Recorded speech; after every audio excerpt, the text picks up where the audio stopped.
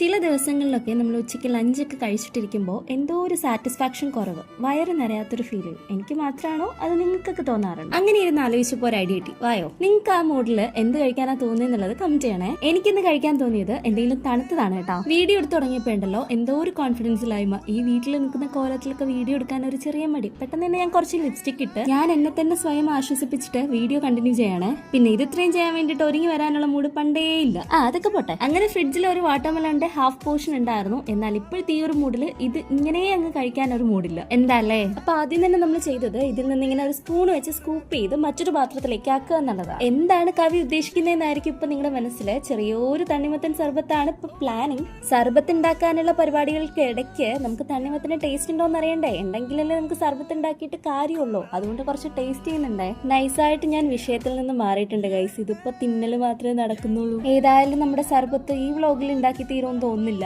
അതുമല്ല, ഷോർട്സ് ഒക്കെ 1 മിനിറ്റിൽ കൂടുതൽ കാണുമ്പോൾ നിങ്ങൾക്ക് ബോറടിക്കുമോ എന്നുള്ള കാര്യം ഞാൻ പരിഗണനയിൽ എടുത്തുകൊണ്ട് ബാക്കി നമുക്ക് നാളെ കാണാം. ബൈ.